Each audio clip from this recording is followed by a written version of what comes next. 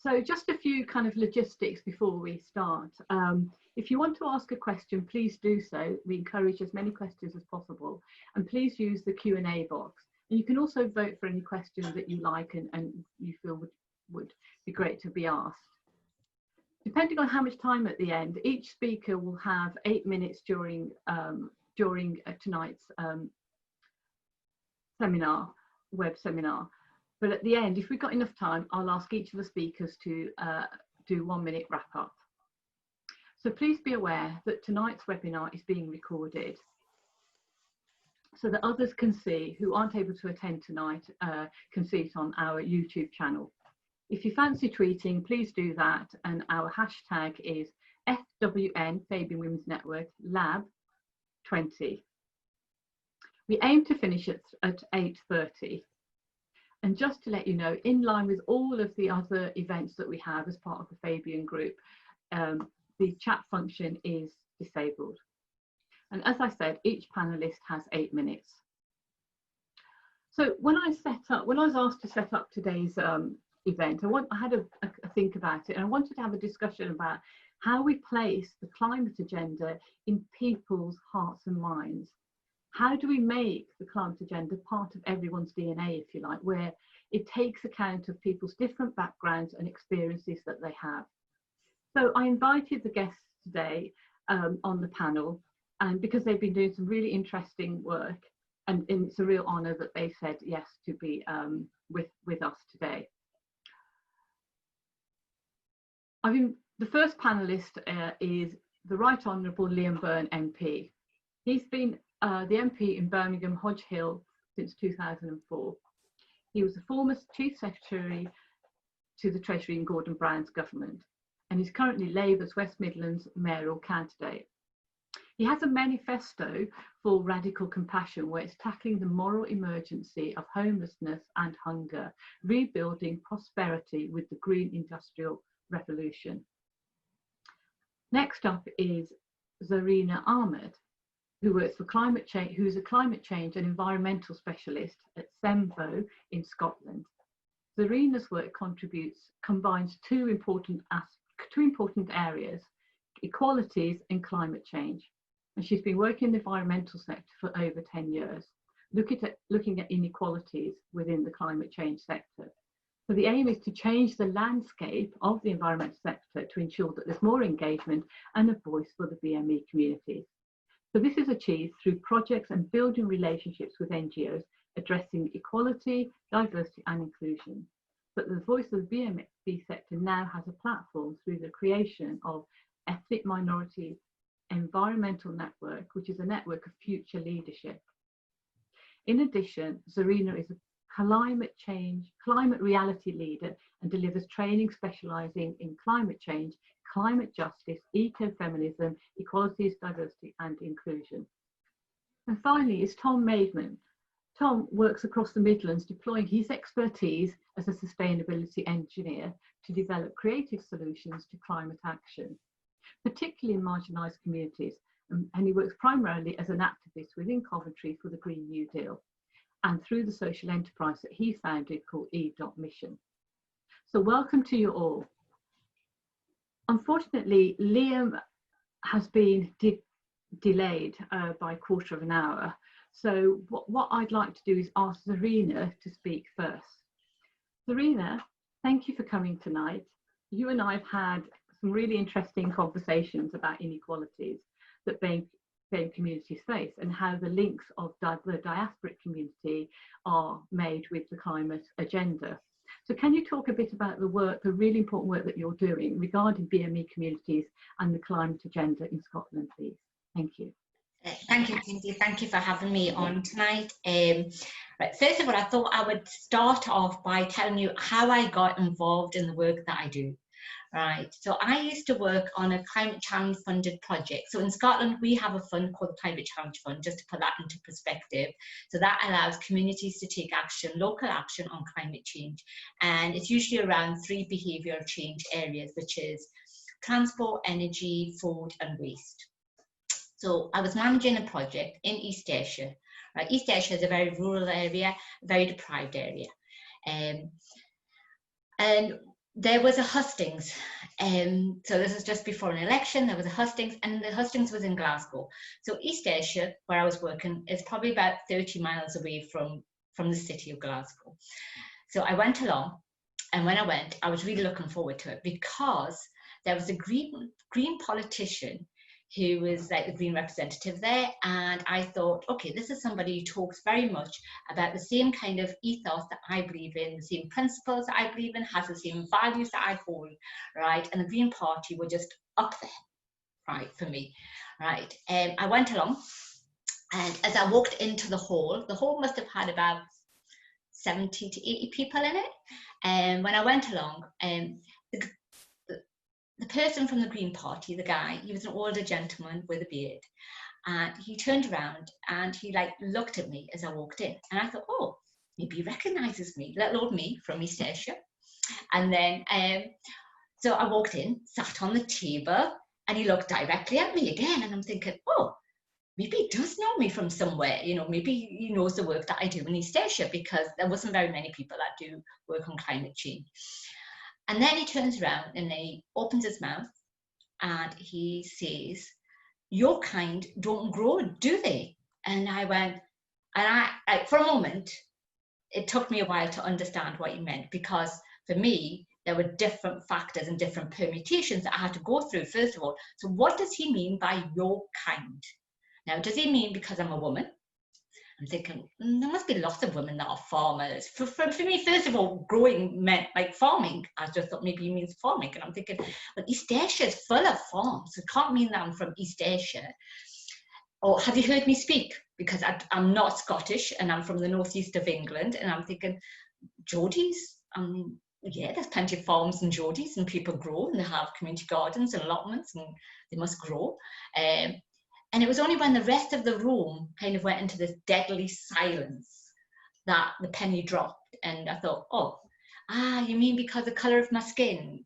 That kind. And he just went, and he didn't just stop there. He just repeated it again as if I hadn't heard what he said. He goes, your kind don't grow, do they? And I just went, well, as a matter of fact, well, you know, people from India and, you know, South Asia, they definitely do grow, right? But it was just, that moment was like, I just can't even explain it. It was, for me, it was like, I thought we'd moved away from this world of racism. Because I grew up in a world where there was overt racism in the 70s and the 80s, and it was okay to be called lots of different derogative words. And then I thought by now, we'd moved away, well away from that. And I was so shocked.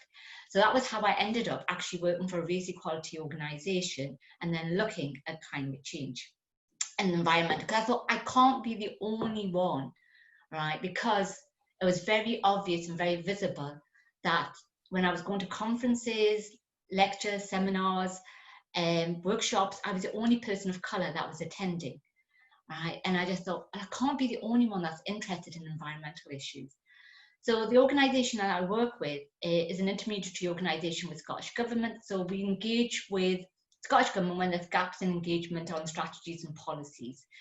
So we had a chat with them, and the chat led to their Scottish Government having this perception, well, ethnic minorities, they're not interested in climate change. And again, I was a bit like, oh, what do you mean they're not interested? I can't be the only person of colour who's interested in climate change, right? And they said, well, they have other priorities, which is true. They do have other priorities, but it doesn't mean they're not interested in a very important issue like climate change. Right, so this led to me doing some work with Scottish Government, and then ending up working on the Climate Challenge Fund to engage Black and ethnic minority communities on climate change. Now, to put that into perspective, what that meant was between 2008, when the fund was first opened, to 2012, there were only 3 projects that were ever funded, right? And then since I started working, we've got over 150 projects that have been funded, working at local action on climate change. This was supposed to be a hard sell, a hard, difficult job, because these are hard to reach communities, hard to engage, and have 101 barriers to overcome. However, it was the easiest job I've ever done, right? For 2 reasons. One, right? They had connections to other parts of the world where climate change was real. It wasn't an abstract issue. And the other one was, I used religion and faith because they were drivers of change, and they were drivers of saying to people, look at the planet, it's ours, your responsibility, stewardship, lots of examples within different religions about looking after the planet. However, going forward, what I'd like to see is that in any post-pandemic recovery or Green New Deal recovery or plans, is to make sure that climate justice is recognised, and that it's interconnected with racism, right? Those two cannot be separated, right? Because even in the UK, the most vulnerable and the most marginalised ones will be impacted by climate change, but the structural and systematic racism makes them even more vulnerable. And we've seen that through through the pandemic and COVID-19, what that's highlighted. So going forward, that must be recognised.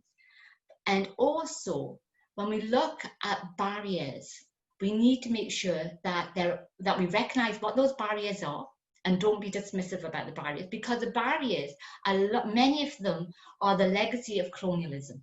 So we have a responsibility for them to be recognised. And to give you an example of that colonialism legacy is land ownership, right? Working on the land, valuing people that work on land, right? So people from South Asia who were very much farmers and worked on lands, but however, because of colonialism, it was devalued. It was uncivilized. And the aspiration was then to become doctors, engineers, lawyers, like the Western world. Things like, even like something simple, like me and Kindy were talking about, like cycling, when we talk about behavior change and Asian women that cycle, it's not as simple as just saying, here's a bike, we'll give you the skills to cycle. There's a whole legacy of being vulnerable, being a woman, being shameful, being disrespectful because you're on a bike. So there's so many different barriers that we do have to consider when we talk about behavior change, talking about going forward and all the resources that we put in. So resources need to be put in with BME communities. We need to make sure that all systems are participatory. We need to start doing with communities and not to communities. And I can't emphasize that enough. So please, when we're looking at any kind of recovery, start looking at these issues. Thank you. Thank you, Serena. That's really, really interesting. And who would have thought that we would have been talking about issues like honour and shame when it came to the Green New Deal or the climate agenda? But actually, as you've so well articulated with the example of cycling, you know, they're very much entrenched and cause huge barriers, particularly for certain sections of our community. So thank you for that. It was really, really interesting. Liam has joined us. Welcome, Liam. It's great to have you. I think what I'll do is go with Tom next, if that, just to give you some time to kind of take. Yeah, that's no problem at all. So Tom, thank you for also joining us tonight. You made my head spin with all that data and graphs, etc., when you came to see me as a councillor in the council house, and you showed me the impact on local communities. So I was wondering, can you share the work that you've been doing in Coventry and regionally in the Midlands with regards to climate agenda and bringing in local communities with respect to this agenda? Yeah, so I'm going to probably say quite a lot of similar things to what we just said, but I sort of met Kindy because I did an assessment of the carbon impact of the West Midlands and particularly of Coventry, and then went about conveying that to the various councils around the city. And really what I've learned in how do we make climate change more mainstream is you've got to reach out to the people who don't see themselves as part of the solution, and then try and change the models towards climate action, which is something we're working on with the various groups I'm working with. And maybe the most effective way of reaching people is meeting them where they are. So they won't come to you because it's inconvenient. And it's harder to do that, but it's so much more effective because, you know, we make bad policy because of the people who aren't in the room and not because of the people who are in the room. And by going out to them, you make sure they are in the room. And they're also more comfortable if they're where they are, and they'll be more open with you. So we're doing some work with Coventry for a Green New Deal, going out to the taxi drivers, working with the taxi drivers to make them part of the solution, going to the ranks, understanding their challenges, understanding their business models as they are, and then working with them to develop new business models. So so like cooperatives and collective purchase with the union, to transition them from their dirty old cabs, which, you know, you'll all have seen the LTI TX4s, into the lovely new electric ones, which are just so much nicer. And actually, I think this is true of so much low carbon tech, is cost competitive over a lifetime, but it costs more initially and then less subsequently. So it's working with them to understand how we can change that model. The other way, I think, of making it more mainstream in the economy is by changing the framing of a systems change to put it in terms of people's lives, move away from that discourse of fear that makes people feel like it's impossible. And also often not talking about climate change because that's very remote from their lives, and talking in terms of quality of life and health and money and community that's very real for them. I worked on a project developing a program called, developing a system called GRASS. So my background as an engineer. So it's a biogas system that uses grass to produce gas in a sort of response to the challenge of renewable heat, but it also solves other problems. So you've got to change the model to help workers, really. In that cattle agriculture is an industry in huge decline, beef and milk. Demand for both has fallen by about 20% in the EU in the last decade or so, and climate action is accelerating that. We've seen a real steep drop off in demand for beef, particularly in the last sort of year or so. Well, more than that, but certainly it's accelerating. And farmers are thus seeing climate action as a threat. If you talk to them about climate action, they climb up. And you've got to sort of reframe their livelihood for them from farming cattle to farming grass, because that's really what they're doing. And phrase it in a way of actually making gas from your land makes more money. It improves the quality of your life because you're not having to wake up at 5 a.m. for a month because you're carving, you're having to, and you're also sustaining those rural communities. So you're still keeping people in the community. You're not overhauling everything. You're also able to continue using the assets in the gas infrastructure, which have huge embedded carbon emissions, 5.5 gigatons in the UK gas network, which is about a quarter of the carbon budget we have to get to 1.5 degrees as a country. And you're also able to continue all those high-paid unionized jobs in the energy industry as much as possible, which is really beneficial. And in some cases, you've got to change the model to transition skills. So this is something that really we did badly as a country, but particularly as the Thatcher government. In the past, with the closure of the mines and the closure of factories, and that was something we hit really hard in Coventry.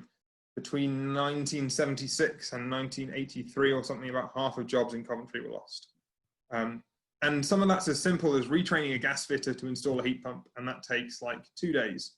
Some of that is a bit more complex. So we're working with Rolls-Royce, which is obviously a business that makes jet engines for aircraft, which is an industry that we need to phase out to a high degree, although probably not completely, and also makes turbines for fossil fuel power stations, which aren't a thing in the future. But those people are really high skilled. They've got some really interesting kits and brilliant skills. So we're working them as Coventry Green New Deal, are working with the workers at Anstey, which is in Coventry, to see how we can refocus those skills in the cause of climate action. And we're also working with the national group, GND groups, to try and do similar things in Derby and Bristol and Glasgow and Solihull, to get those skills transferred, and so that those jobs aren't lost completely, even if they're not part of Rolls-Royce anymore, whatever the solution is. So we're working with the workers, we're working with the unions, we're working with the businesses to an extent as well, and also local politicians.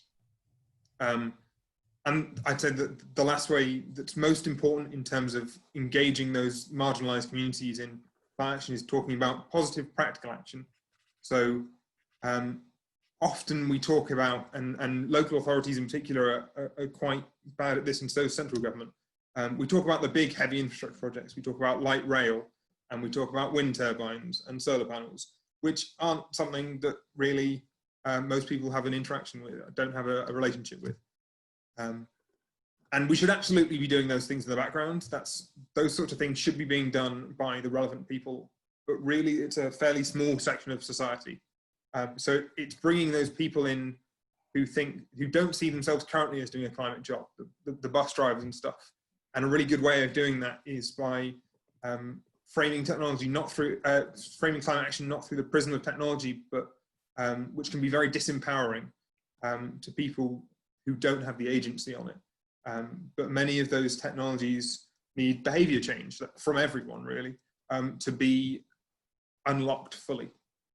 And food's a really good entry point for this. That's what we do with eMission. We're working with the Active Wellbeing Society in Birmingham in an estate called Druids Heath, which is one of the poorest estates in Birmingham. Hasn't really had very much done to it since the 60s. To engage those communities, to see themselves as part of climate action, and then you can use that food, which everyone has a relationship with food. Pretty much everyone buys their food, and also food's a change you can make tomorrow. You can go home this evening, probably not this evening, you've probably eaten already, but you can go home and change your food habits tomorrow. And we're also working on group cooking and bringing communities together, which was a bit made difficult by the pandemic, but it's certainly, we're working on things around that. And then you can use food as that bridge towards energy and transport and all those other decisions about demand response and changing your waste habits and moving up that waste hierarchy in terms of going from recycling is not that good. Going from recycling, you'd rather people reuse stuff and repaired stuff and properly maintained stuff. So I guess what that shows is that the challenges of climate change really aren't technological anymore. They're predominantly political and financial, and most solutions are competitive over their lifetime. So the financial challenges are increasingly being solved, and the inaction is at a political level. It's a political choice. It's a choice that government's taking, but also too many Labour councils are taking because they either don't understand or they don't feel they've got popular support for it. So by mobilising in our communities and are particularly working with communities that don't see their place in climate action, we can achieve those system changes that are able to accelerate climate action. Thank you. That was really fascinating, and I like the way you linked, it's about the voices of people, making sure they're present with the taxi drives that you were talking about, and connecting with people's lives. And I think food is absolutely, a particular subject area that, as you're right, we can connect. But I think I hear some of the political messages that you're giving us, but also the importance of having good industrial jobs and retraining. So you've made you've gone across the whole spectrum there. So thank you for that. So moving on to Liam. Liam, I did an introduction for yourself. I hope you'll be okay with what I said. But I just basically talked about your manifesto, the radical compassion, and linking homelessness and inequality with the green industrial revolution. So first of all, thank you for coming tonight. So what I understand that you've done in the work that you're doing, in the campaign that you're doing in your role as Labour's mayoral candidate, you've undertaken some research looking at the links of the climate agenda and voters' perspective, if I've understood it correctly, and what it means to their lives. So I was wondering if you could share some of the research that you've done and link it to some of the national work that I understand you've done, and regional as well. Yeah, brilliant.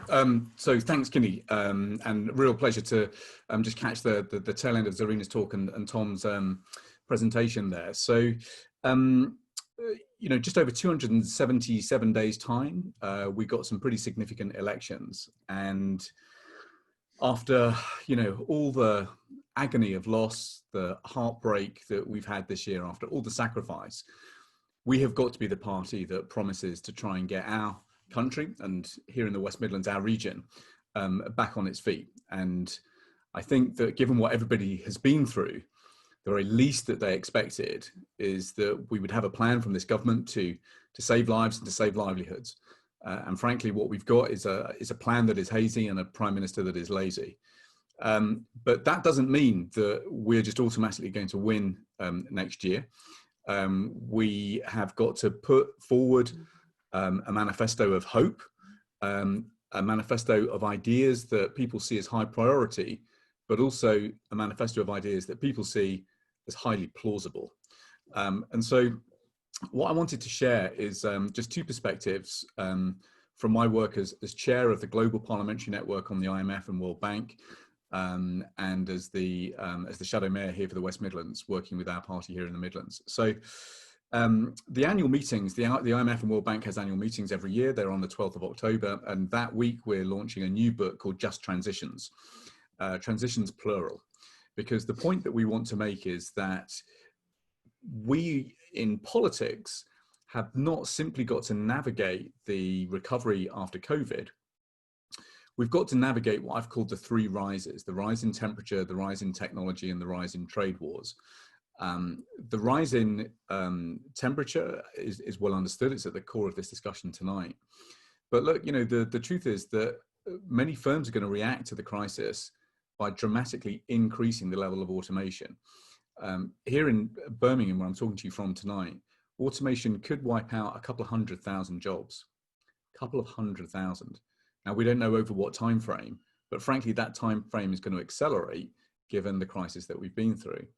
Furthermore, we've got a government that seems to be not content with just dicing with death with its response to the pandemic. It's decided to play Russian roulette with the European Union as well. And the challenge that we've got is that we face not only lockdown next year, but lockout of our biggest single market. And if we go into 2021 with no deal and no vaccine, well, they didn't teach Latin at the comprehensive school I went to, but I think I think the Latin phrase is annus horribilis. It's going to be a pretty dark time for the people that we serve. In fact, the Bank of England next year forecasts that unemployment in our region is going to double up to the level that we last saw back in 1987. So people are going to be in the market for hope and change that they can believe in next year. And it's our task to put that manifesto in front of them. Now, my goal is to develop a manifesto together with the Labour movement here that sets us up to become the first net zero carbon region in the country. So the Industrial Revolution started up in Dudley in 1712 when they demonstrated the first new common steam engine. We powered the Industrial Revolution through the 1700s. And as the place that led the carbon revolution, I think it's only right that we help lead the Green Industrial Revolution, helping create the technologies that the world needs to cut carbon emissions. Now, right now, activists across the Midlands are delivering 350,000 direct mails to the 220 wards where we're competing next year.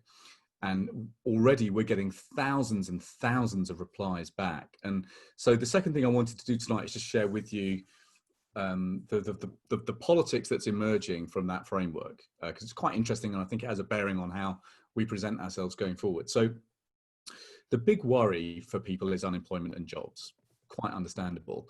But people worry that we may need to recover first and then go green. So people see green as inevitable. It's almost a bit like white heat now. It's got positive connotations to the future. They can see bits of it happening around them already.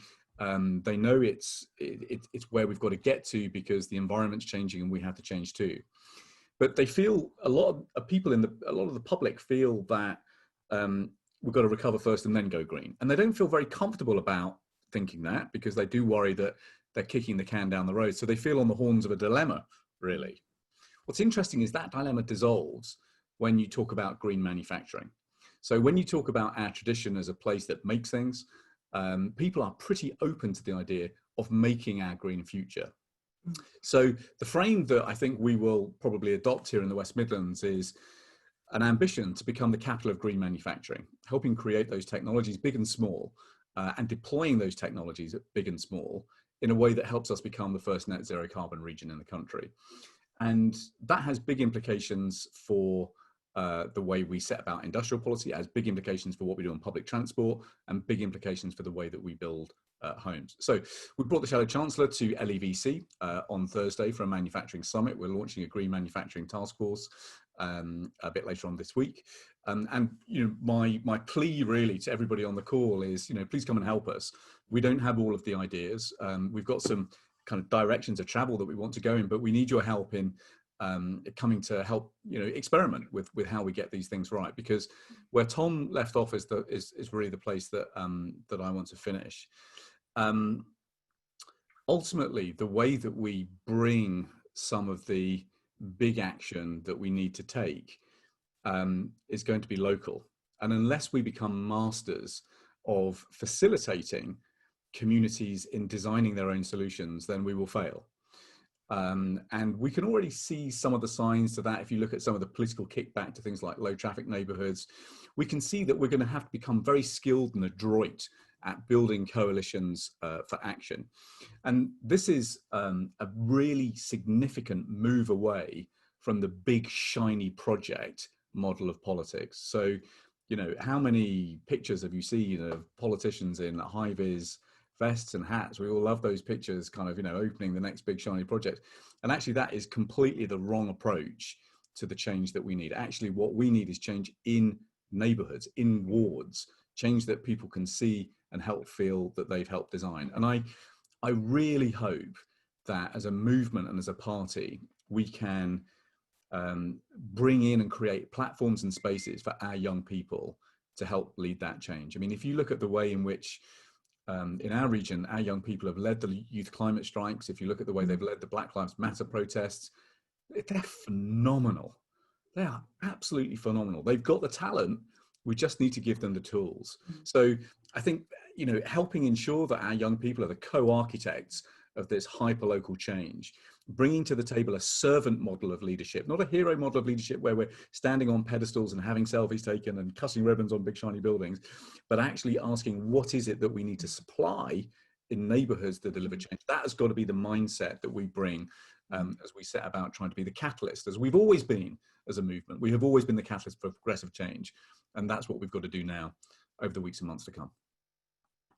Thank you. Thank you. If I was in a hall, I'd probably applaud that. It was excellent. And I love the fact that all three of you have talked about connecting with communities and how that's where real change is going to be. And I'm so glad you talked, you know, there's lots of what you've talked about. I'm so glad you talked about the kind of view of the people with the high-vis jackets, because I remember as a software engineer, you know, only 5% of us were women engineers, and you know, but nobody put pictures of us you know, up. It tended to be of a certain demographic, and I hope that people do respond to your call out regarding, you know, the solutions for going forward, because as you're right, you know, particularly young people, we have to take our hat off to them. They have shown us the way.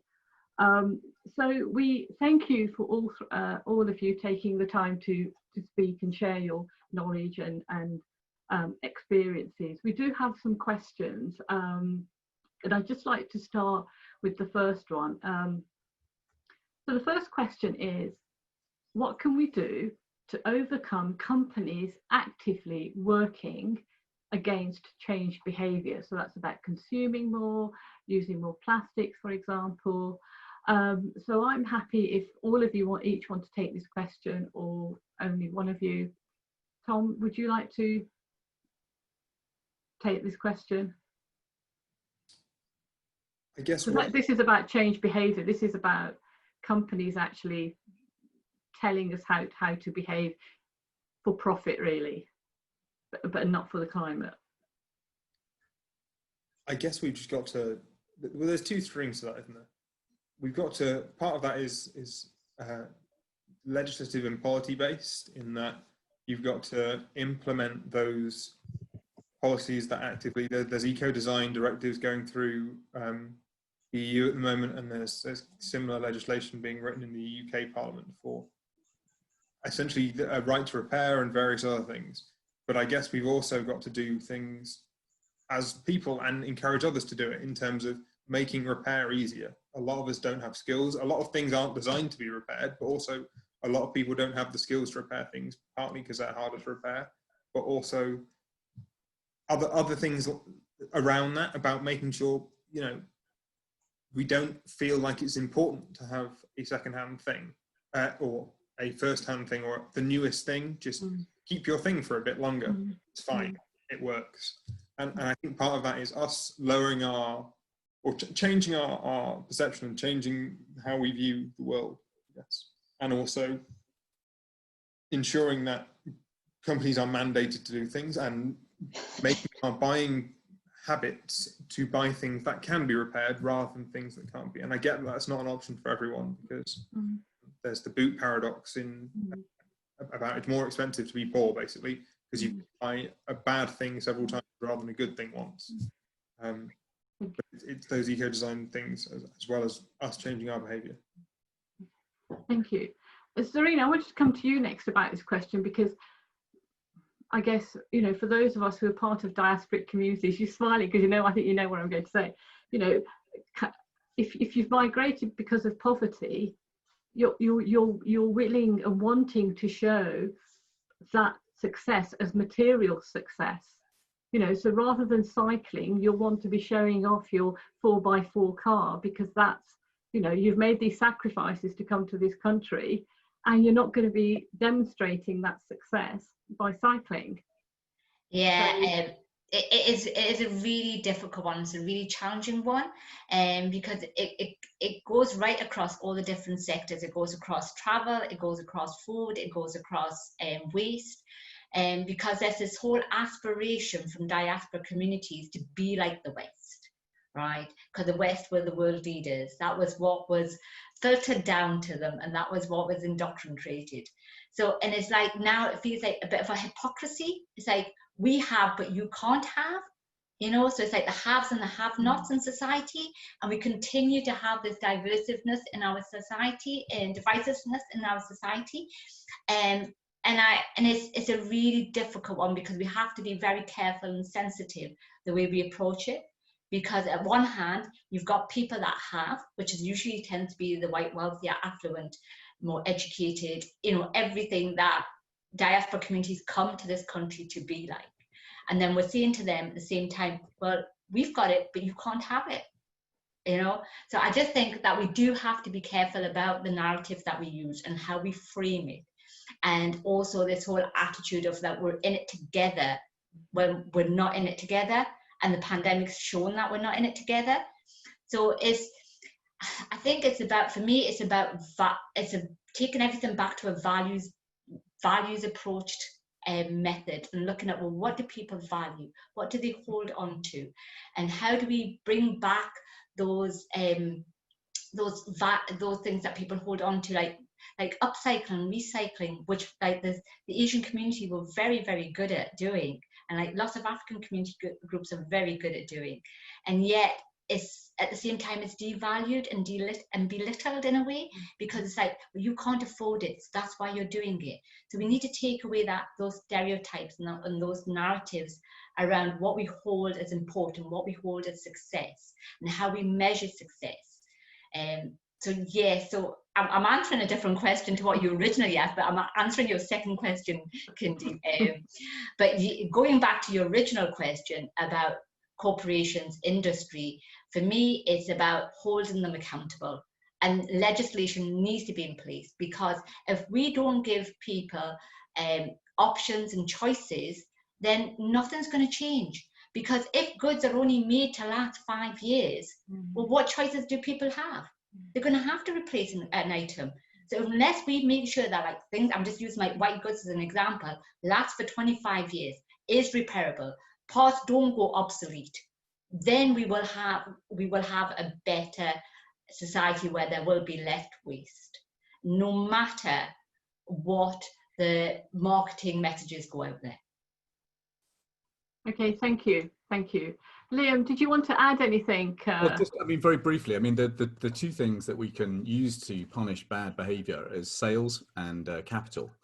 And so, you know, one of the ambitions that we have here in the West Midlands is we want to drive regeneration through trying to undertake community wealth building on a region-wide scale.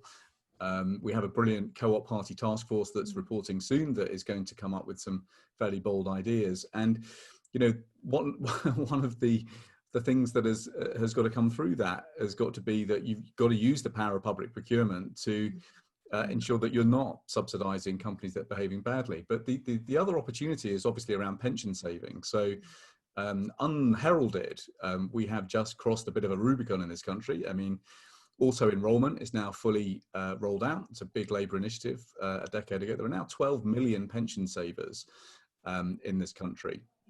If people on an average income at peak in the course of their lives will have £75,000 worth of investments saved in equities.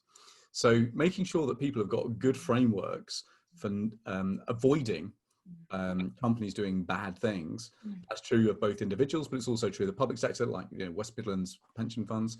You know, we have to be really sharp on that to make sure that we're not subsidizing capital for companies that are destroying the planet. Thank you. Thank you. I've got the next question here. Got quite a few questions, so maybe we should limit the answers to kind of more briefer, if that's possible. So the question is, sustainable development has 3 pillars: social, economic and environmental, and are interconnected. Are we missing an opportunity in terms of education for and about sustainable development? The Sustainable Development Goals are UN-led and provide a useful starting point. Who would like to start? Serena? Yeah. Because you want to start. Yeah, and the Sustainable Development Goals are there, and I think they're very useful in terms of policy and action plans. All right. However, looking at community level, people don't know what Sustainable Development Goals are. Right. I mean, it's not in their narratives. It's not in their normal conversations. Not in their dialogues. They don't know what Sustainable Development Goals are. It's a very policy jargon, very policy top-heavy way of measuring things and being able to do development. And unless we look at what the Sustainable Development Goals really mean for people and start talking about that, and then put it into, and I agree, and I think it should definitely be put into education. It should be put into any funding applications. It should be put into school curriculum. It should be put into, and I do think that Sustainable Development Goals should also be, governments should be accountable for them. At the moment, they are not enforceable, and that's another thing. So I think if we can strengthen the Sustainable Development Goals in terms of what they mean, who can action them, and where we can apply them, and if we can hold governments and other people to account with them, then yeah, I think it would be good. Thank you. Liam, would you like to? Yeah, just very briefly. I mean, we have to accept the path to the SDGs has now gotten a lot steeper, because we're now looking at what could be the first rise in global poverty this century. But that shouldn't daunt us. It just means that our collective action becomes more important. Where I think we need to evolve the approach, though, and you know, this is something that I hope we can try and pioneer in the West Midlands, is we need to be taking the approach that Kate Raworth has pioneered in her masterful book, Donut Economics, and actually look at, okay, what are the rights that we want for the citizens of our region, but actually what are the duties that we have to the environment in terms of the damage that we need to ameliorate each year. Now, Kate's working with the City of Amsterdam and actually some of our Labour colleagues there in trying to apply that donut approach to a framework for public policy delivery in Amsterdam. I'm very much hoping that we can basically steal it, adapt it, and roll it out here. And I think we've got to then think about, how do we give platforms to our young people as educators? So which is one of the things that I thought was so interesting, just watching the youth climate strikes, but also the Black Lives Matter protests, is the way young people stepped forward and sought to educate others and in particular older generations, the investment that they made in research, in articulation, just mind-blowingly creative. And so, you know, curricula are slow to change in schools, but we've got to think imaginatively about how in the public space we create that platform for our young people to be educators for the rest of the community. Okay, thank you, Leah. Tom, would you like to add anything to? Yeah, I would say my view on the SDGs is that there's too many of them. They're too complex to easily educate around. There's 17 goals, there's like 150 deliverables behind that. It's just too many to do anything useful with, and people really struggle to get their head around it. And I think we spend a lot of time trying to teach people what the SDGs are and not necessarily what the principles behind that is. I did a program in Birmingham called the Environmental Leadership Scheme, which was run by Uprising, which is currently open for applications again. And what they did was maybe not they didn't really focus on the SDGs very much, but they took very much the principles of them and were able to teach that to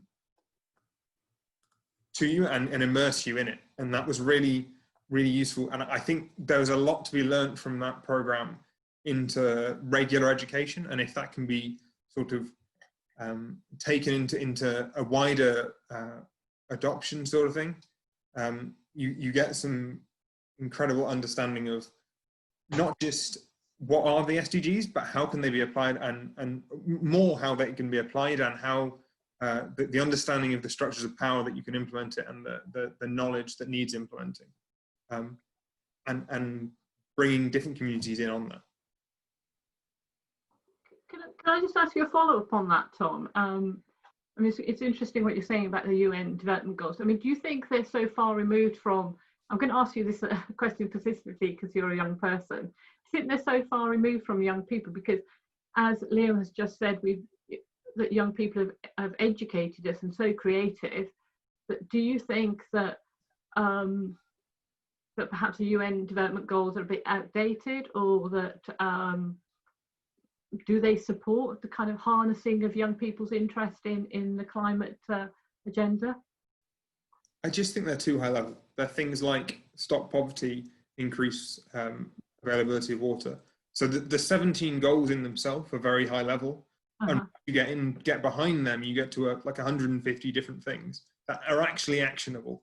And I feel like you spend longer teaching young people the sort of like the really theory boring bit, and actually the sort of the thrust of those goals already are sort of not that complex.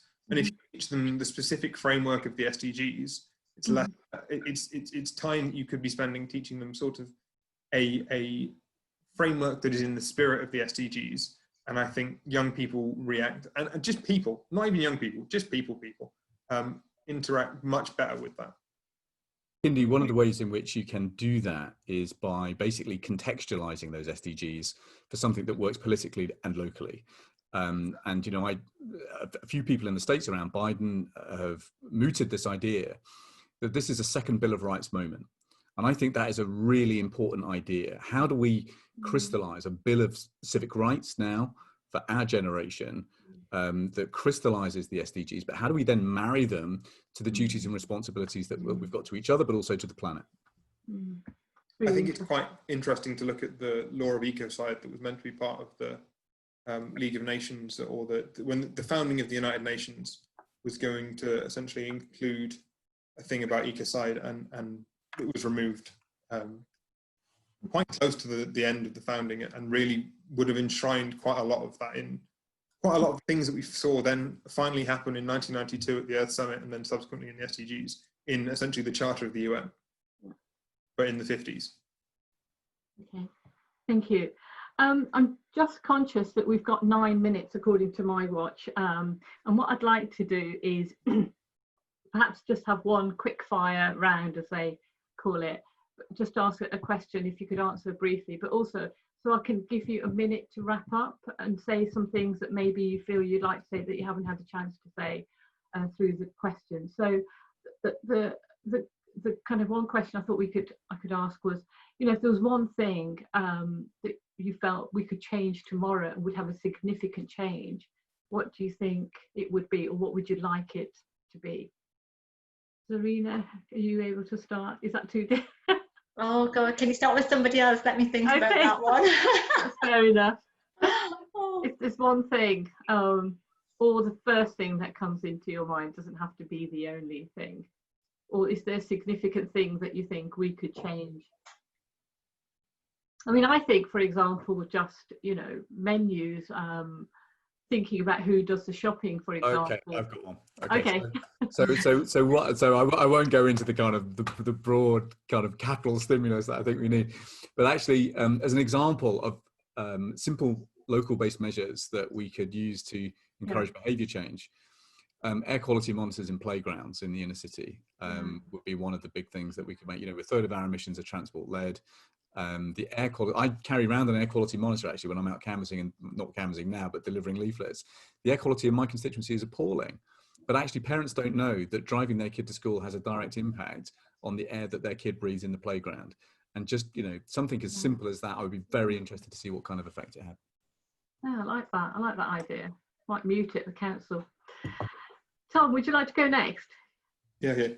I guess for me, firstly, we need to do more than one thing. But I think the most notable thing is that most of the technologies around climate change and the behaviours that you need to implement them are very doable. And importantly, the cost is comparable over a lifetime, but it's more expensive up front. So the one thing we need to do to implement those things is to develop financial models and financial products at quite a centralized level that enable better amortization of those assets over a longer period of time. So to say it's right from nuclear power stations all the way down to sort of heat pumps in your home. How can we make that upfront expense better amortize over time? Because what kills a lot of these things and makes them more expensive is the financing. It's not the thing itself. Thank you. That's really interesting. Again, more food for thought for me, actually, as in my role as a councillor. Zarina. Right. Okay, I've got three. So I've got. Okay, could I limit you to one? Yeah, okay. free public transport. I think if we want to encourage people, if we want to encourage people to have low carbon lifestyle, and transport is a huge issue, I think we need to really encourage free public transport, especially in inner city transport should be free to all. Thank you. Oh, that was very brief. Thank you. That's good. Yeah, good one. So just finally, just 1 minute, just to give us your final thoughts on this all-important subject about bringing the climate agenda into the hearts and minds of, you know, the DNA of people. Tom, would you like to go first?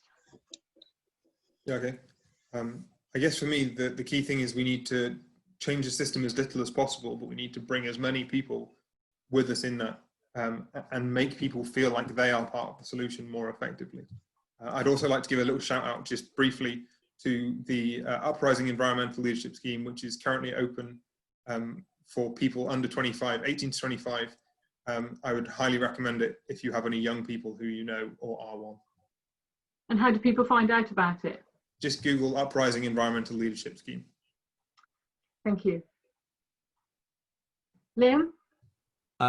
So I think the story that we will need to tell in order to win an election on this, which is what I'm determined to try and do, to win an election on a Green Labour manifesto next year, is that we have to tap in to people's pride in their past and their hopes about the future.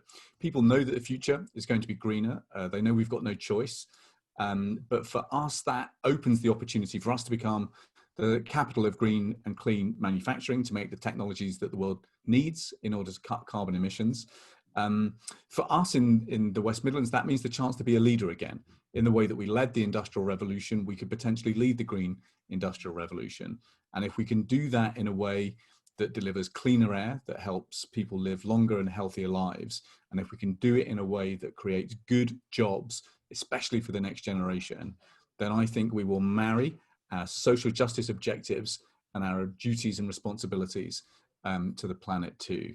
And anyone who wants to come and help with that project, just drop me an email. Thank you. Zarina, final words. I think we need to take an interconnected approach to the green revolution, as we might call it, and to understand that what people hold value are things like health, education, employment, as well as a planet, and looking at the planetary boundaries within what people hold as value. So connecting it to all the different issues, recognizing where we can make the changes, and adapting and bringing people along. Going back to what Tom says, I think we cannot do it without people being brought along, but they need the resources, they need the help and the support, and I think the resources need to be put into place. Thank you so much for your contributions and being willing to be on the panel this evening. You've talked about so much and such important things, but the essential thread, if you like, is about bringing people with us. And I really like, you know, for someone who's born and brought up in Smethwick, lived in Midlands all my life, but that aspiration that you're looking for is something I think communities have not had. And I guess it will be other communities in the rest of the country too. So with that, can I again thank you so much as panelists. I'd also like to thank the Fabian Women's Network exec members who've helped me so much with this event today, particularly Kelly, who has been doing the back end and telling me it's time to finish or it's time for the next question, etc. So I've really appreciated all the work that Kelly's done tonight and previously. And I'd also like to thank Jancy, who's been making sure that our social media is up to scratch and we're getting your messages out to everybody.